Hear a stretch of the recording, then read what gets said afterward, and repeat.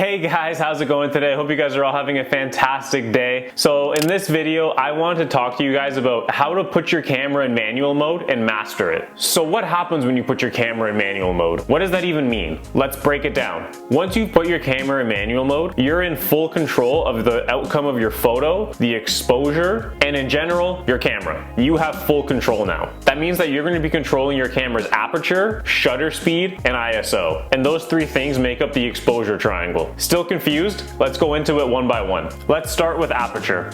Aperture determines how open your lens is and how much light is going to pass through. So the more open your lens is, the more light that's going to pass through. And the smaller your lens, the less light that's going to pass through. Does that make sense? Bigger hole, more light, smaller hole, less light. Same page? Okay, good. But what effect does this have on your image? Your aperture is going to determine how much background and foreground blur there is in your image. So have you ever seen those portraits that have that dreamy, creamy background and it's just so out of focus and it just looks so good? That effect is done with the aperture. So with those effects, you have a wide open aperture at like f1.4, f1.8, maybe even f2. That's going to open up your lens, so a lot of light is going to pass through, but you're going to get that dreamy, creamy, fabulous, amazing background. And when you see an image that's fully in focus, like in real estate or in landscape, they have a higher aperture number, which means that the lens opening is going to be smaller, but more of the image is going to be in focus. So for example, like when I'm doing real estate photography, I like to set my camera around f7.1 or f8, and that allows me to get the whole image in focus. Shutter speed determines how long your camera stays open to take a photo.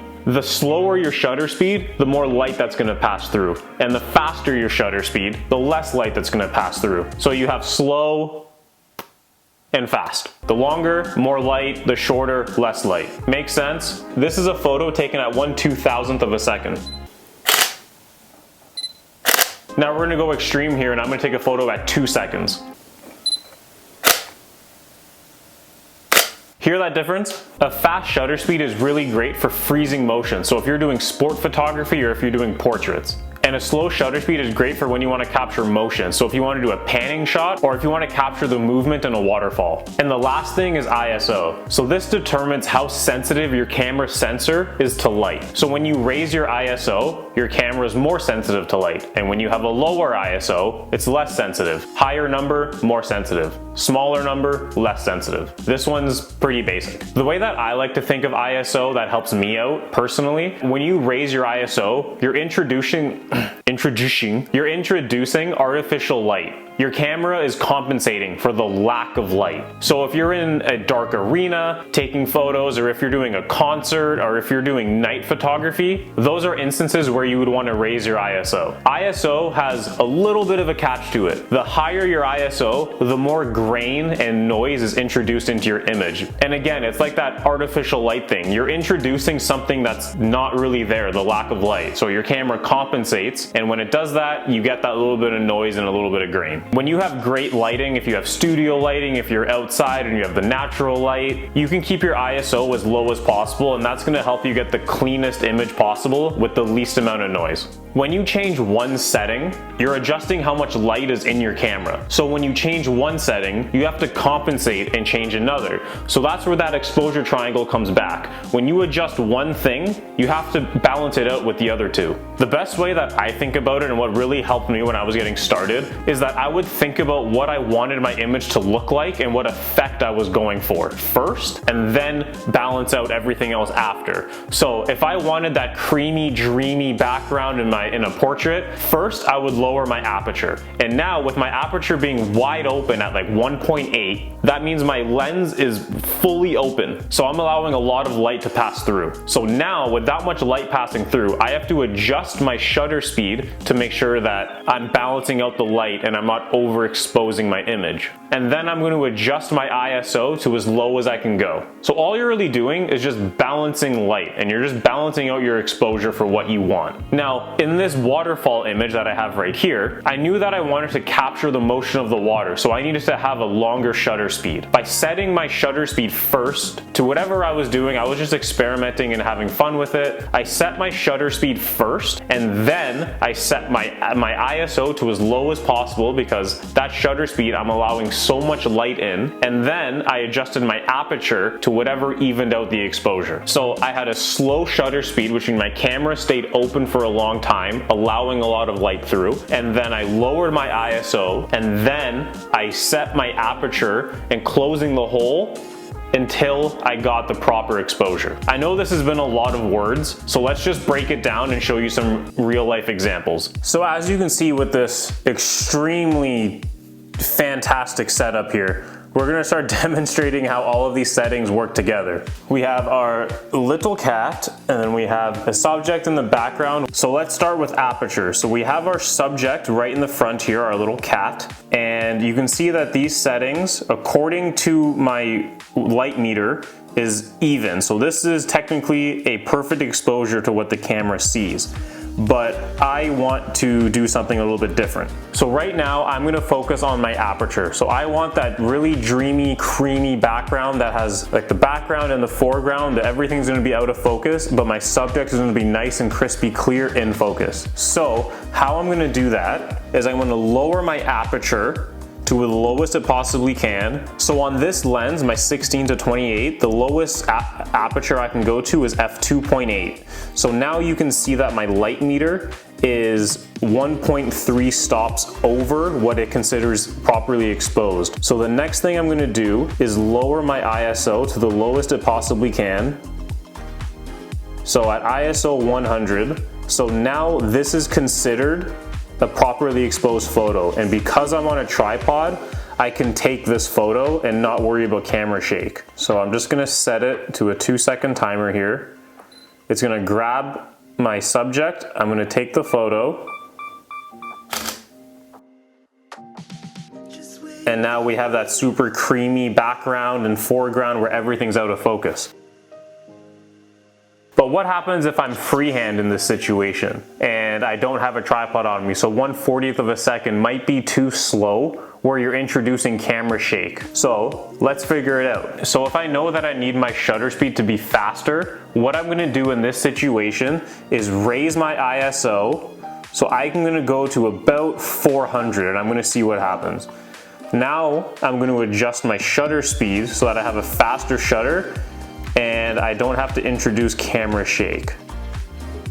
So even at -0.7, you should still be able to recover that in editing, but if you wanted to just fix your exposure and make sure that you were at even, in this situation here, I would raise my ISO 2 ticks, and now I'm at ISO 640, f2.8, 1/250, and this is gonna give me the proper exposure. So do you see how those are all relating?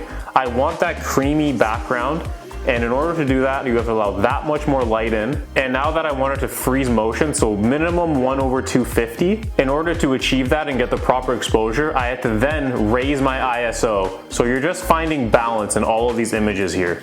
Now I'm gonna increase my light here and I'm gonna put it on full power just so we can see what happens if we were in more of like a natural light setting with the sun. So I've increased my light power here, which you can probably tell on my face, but that's okay. Now we're gonna experiment with some other settings. Now I'm gonna try to get as much of the image in focus as possible. So I'm gonna raise my ISO. We're gonna go a little bit extreme here and go to f11. So if I wanna try to get as much of the images in focus as possible in this situation, if I'm at f11 and I still wanna freeze motion, the only thing that I can rely on right now is my ISO. So I'm gonna crank it. So now I'm at ISO 4000, f11, which means my aperture is really small, not allowing that much light through. And my shutter speed is at 1/250 because I still want to try to freeze motion here. So let's take this photo now.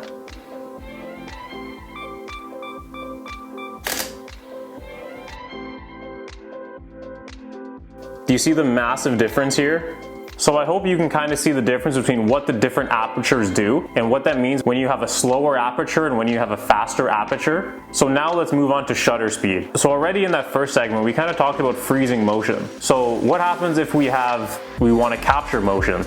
Let's experiment. So with my little ghosty here, I'm gonna try to move him so that you can see him moving throughout the image. Let's just try it out. So the first thing I'm gonna do is set my shutter speed. So I'm gonna set my shutter speed to about maybe like half a second. Let's try that. So you can see that my camera is like exploding. We are like completely overexposed here. So the first thing I'm gonna do is lower my ISO. So I'm gonna go down all the way to ISO 100. Now I'm gonna adjust my aperture. So you can see that we're still 1.7 over. So I'm gonna go to like f18 so that we're at even exposure here. I'm gonna fix them just a little bit. So now we're gonna try this out. I'm gonna try to get a little bit of motion blur in this image here. So I'm gonna stand right here and we're just gonna try it out. Yeah, that worked.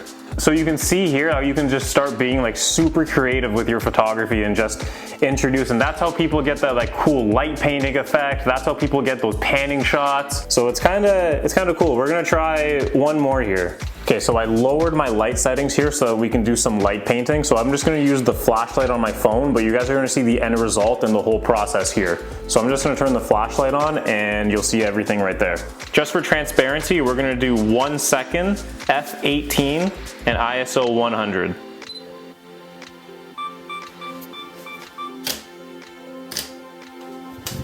Yeah, that worked.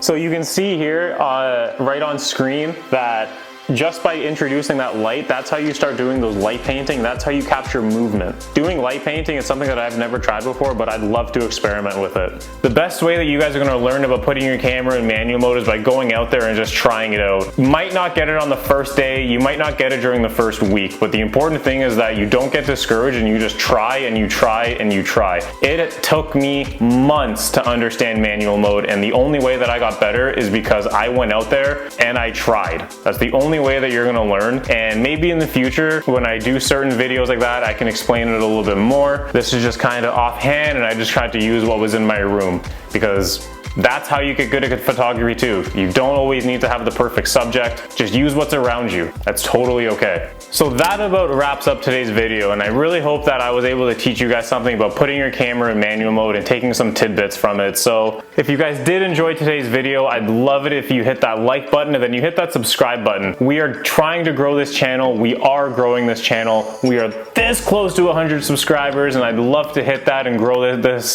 this community. Classic stutter. That about wraps it up. Don't want to go on for too long here, so I'll see you guys in the next one. Have a great day and see ya.